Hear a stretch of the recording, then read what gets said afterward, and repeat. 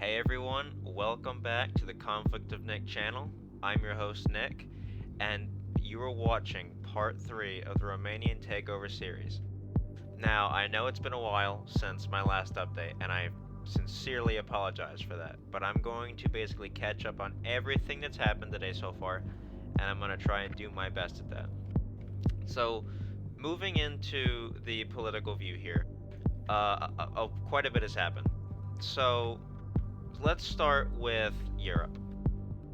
Serbia has done a very, very good job. He's taken all of mainland Europe here. And right now he's working on some Moroccan troops with these strike fighters.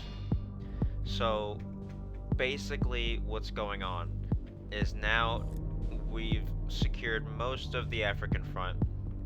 Greece has a very nice air force here. He's got an officer. He's got a bunch of strike fighters, and I'll get to what all these are for in a minute, these ships. So it's mainly been Greece and Belarus and some Serbian troops who have been taking all this African land. So they're doing a really good job. They're securing all these resources, getting into some combat, and right now we're just preventing anybody else from basically taking advantage of this. There's some strong nations here. Namibia is active. He'll be a pretty interesting foe to fight.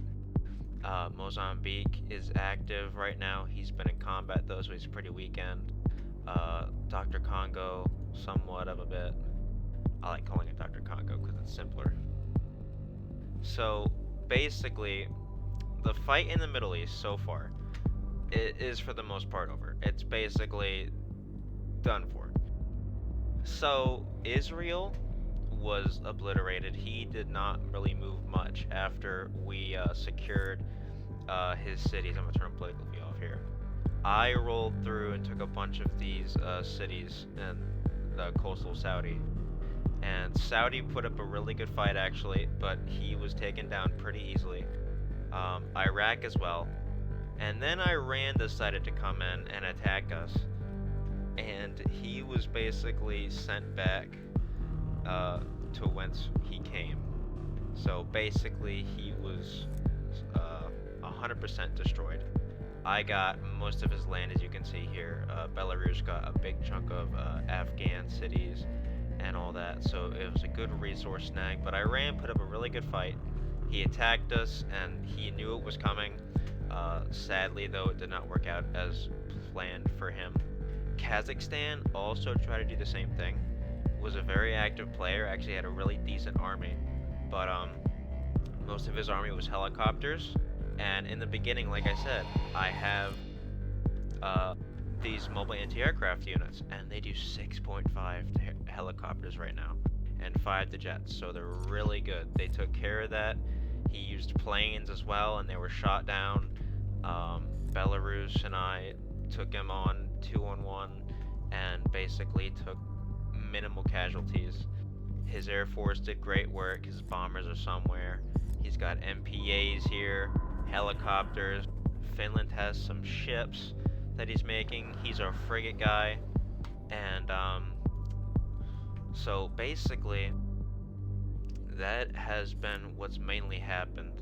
We did get into some conflicts with Japan. Japan decided to try and stop our advances, but luckily we made it past to Russia, and we were able to take a lot of this land, and there's still some pieces of India he's trying to take right now, but we're not at war yet, as you can see, but we will be soon. So he's basically just been cutting us off and everything. So overall, there will be, it looks like there's a naval contact right there. There will be a conflict very soon with that. So basically, you're all caught up right now. So this is what's happened so far. So now let's delve deeper into what the goals for the future are right now, as we do in every video. And let's go into specifically what I and my teammates are doing. Let me get a breath here. So, right now, my navy is looking pretty good. I haven't gotten to cruisers yet, but my destroyers are about to be level 5, and I'm going to get them 100 range. My officer is also looking pretty good. my officer is going to be down here. And again, I'll explain what all these ships are for in a minute. So, as you can see, I have Ranger 1 right here, and I have a task force of 5, and I'm going to build more soon. Right now I'm building some more land units, but mainly the focus right now has been a decent sized navy. Greece has some cruisers that were being made. So right now my goal is to get my specific units upgraded. I'm going to get my ships upgraded to 100 range. That's really important because 100 range means that no matter what level the enemy ships are, you can hit them, because that's the max range you can get. So you can trade. You can, even if it's trading like shots, like damage, you can trade. It doesn't mean you're just gonna get shot and you can't do anything about it. 100 range is really, really important. So that's what we're going for as our primary goal. On second hand, we're going to upgrade our mobile anti-aircrafts first, as well as our infantry to get the mortar attacks. The mortars are very, very important because it basically allows you to bombard a city like an artillery unit would without really taking any casualties. So it's really useful, especially if you're taking on a nation that's like AFK, or static positions, or like an AI nation, or just in general fighting a regular active player. It'll be really important to be able to have that 25 range, or I think it's 20. So, what all is happening? Serbian troops right now consist of railguns. He's getting his railguns for that missile defense, for the helicopters, planes, and tanks, and soft targets, as well as missiles and ships. So he's mainly going to keep those defensively, I think. He's going for submarines as well, to counter the cruisers that we're going to probably encounter. And he's going for also strike fighters and some armor, simple armor such as recon units. So right now as well, Belarus, like I said, is going for MPAs, he's going for bombers, he's going for gunships. He's our main Air Force guy. And like I said about Finland, he's kind of doing a bunch of different things. He's got ships being made, some armor, some troops. So overall, he's doing his part there. Greece has gone for mostly a navy, which is very important. And he's also getting that really good Air Force, which is also great because he's I believe, our only EU doctrine. So his strike fighters are going to be very, very important. So, as far as cities-wise, I have maxed out my level 5 industry in what was Moldova, and I'm probably going to annex Lviv, if that's how you say that. And I'm probably going to also annex either this or Lublin, because they're very important component cities, as well as Lviv for the supplies. And to keep going, I'm probably going to annex this city because it's another coastal city, right? So more ship production. So I'm going to really need to start thinking about my multiple rocket launchers and support units like SAMs and theater defenses soon. So supplies will be a very important resource to focus on. Generally, we have really good production right now. We're making almost 8,000 a day, 7,000, a little over 7,000 components a day. We're doing really good on fuel. Good on electronics. We're doing really good on electronics, actually. This is probably something I have to worry about the least. We're making a decent raw materials, manpower, and cash. So overall, we're looking pretty good. So let me explain what the huge conflict that is coming will be. So as you can probably tell, all this is brown or dark red or whatever the color is for Japan. He is going to be our next major conflict. This is going to be the first war that can decide the fate of the game. It's nothing compared to what the EU war was. It's nothing compared to what the Middle East or Iran was, or Kazakhstan. It's going to be completely different. This is a great player. He has a very high kill-to-death ratio. He's got a decent navy, as we can see. He's got elite units, elite railguns. He's got, from what we've gathered from intel and the news as well, he's got a large air force, and right here in the city, he's probably going for SAMs or multiple rocket launchers. That's really dangerous. So we are thinking of taking care of him right now. So basically, we've come up with a very effective strategy.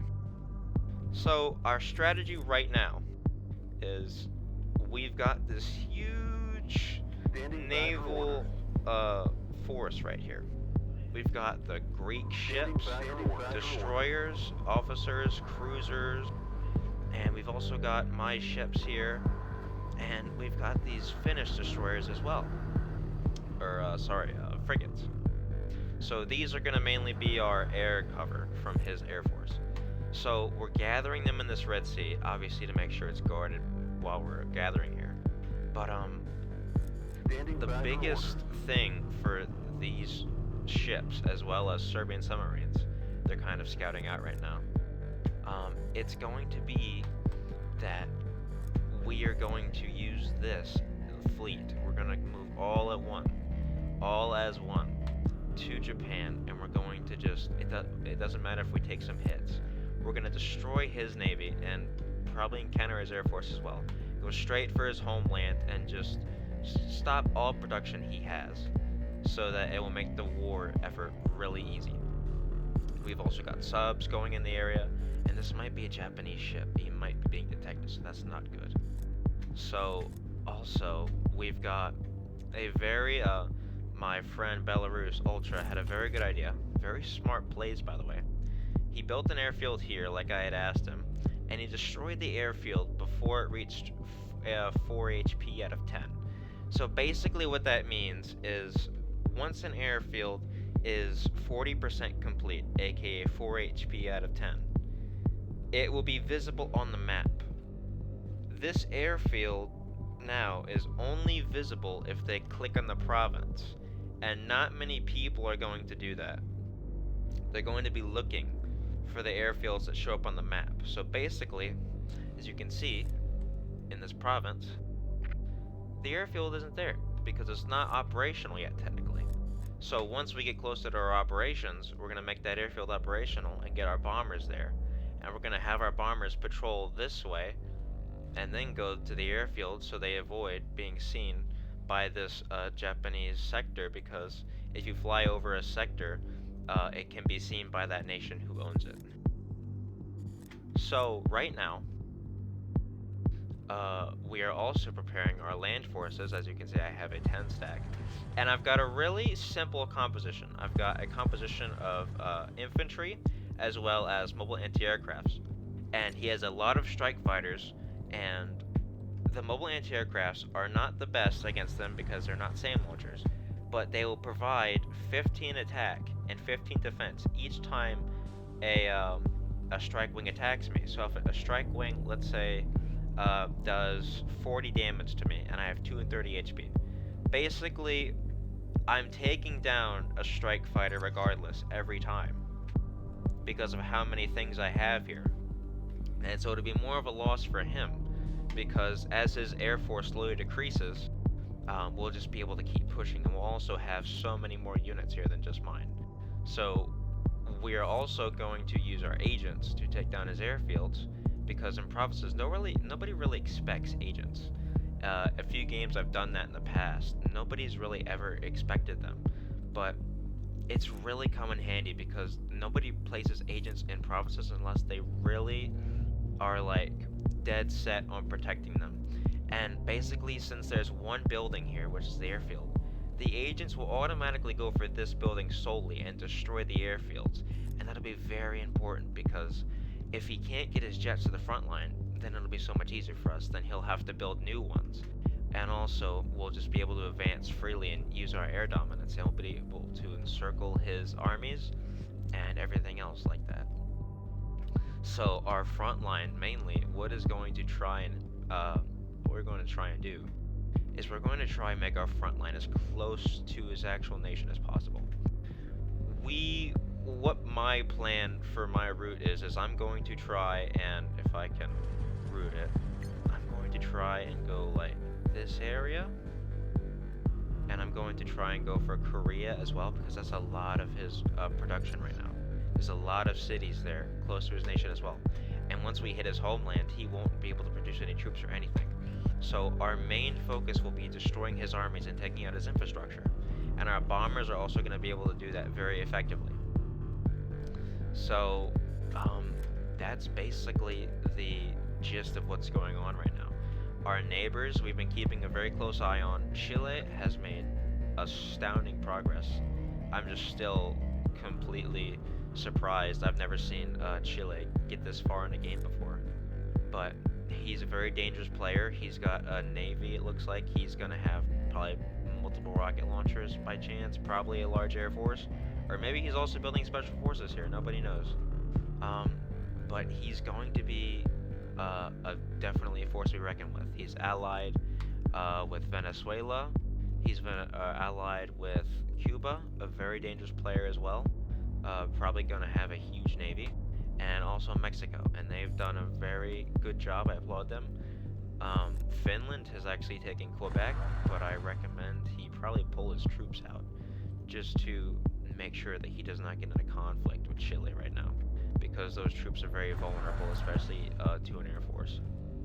So we also have an airfield here in Nuuk, and it's basically going to allow us also further passage to this province over Canada and Cuba right now, because they're not really going to bother too much with us, because attacking us right now would not be a good idea for them. So right now, that's basically what's going on. Our plans is, like I said, we're going to be focusing on our navy soon, because it's really important, and we're going to max out our range from 75 to 100, and we're going to keep getting these simple stacks of anti-aircraft and infantry, and we're going to have those more complex land stacks later in the game. We're going to have a lot of anti-aircraft and missile defense in our homeland cities to prevent from missile attacks. That's very important to think about when you're playing the game, because these won't really cut it, but also most people don't really guard their homeland. So something I plan on doing is once I get my MRLs, I'm going to have multiple rocket launchers, I'm going to have SAM launchers, and I'm going to also put some mobile anti-aircraft in that stack. So basically, for my multiple rocket launchers, my ideal stack is probably going to be something along the lines of 5 to 6 multiple rocket launchers, 3 anti-aircraft units, and probably 2 of those will be SAMs, and either 1 or 2 mobile anti-aircraft, and I'll have a radar unit. And that'll basically protect me from helicopters, from jets, from missiles, everything. The only thing that can really touch those stacks is other multiple rocket launchers. So also on the side, I'm going to make theater defense, the S-125. And I'm not going to upgrade it any further, because level 1, as you can see, does 12 missile damage, attack and defense. And high level, it doesn't really change that much. It's only by 4. So, and the production costs a lot more at that level, and also you're wasting a research slot. So really, you only need level 1, maybe level 2 for the increased missile range to 125, but really, they're just there to be level 1 and be in your cities, because if you have one of these in your city, don't forget, you're basically going to do 24 damage to a missile, because if it's in a city, not only will it attack the missile, it will defend against it. It's point defense. So you're gonna not really need too many of these. So all in all, that's gonna be a very good plan to go for, and I'll probably send some to my allies as well. So that's probably gonna do it for this video. The next video will almost 100% be about the conflict, and yes, I know I've been really bad about not showing actual battles, but that will come very soon. I just wanted to update you guys so you saw what was going on. Like I said, we have a big plan right now. A big naval battle is on the way, a big land battle, an air battle. It's all gonna kick off in Japan. So guys, like I said before in the past videos, I hope you're enjoying the series. I really hope you are. I'm putting a lot of work into it, and I'm making every video better each time. Please consider liking and subscribing to the channel. It really helps me out. It helps the algorithm, and it helps me want to make more videos. Please leave a comment if you have something to say, if you want to say hi, if you have a question, and even if you have something that I can do better. I am going to be planning on putting music in the videos, background ambience or music, to do to kind of give it a better video feel, a better quality feel. I'm also going to work on doing better video aspect things. You'll see that in the next one, hopefully. And like I said, I'm having a blast with the game, and I hope you guys are enjoying the series and enjoying watching it as I am. So that's gonna do it. The Discord link is in the description. If you guys want to join, feel free to join the Discord if you want. It's a really fun place to hang out and chill. We've got great people there, and I will catch you guys in part 4. Guys, have a great day.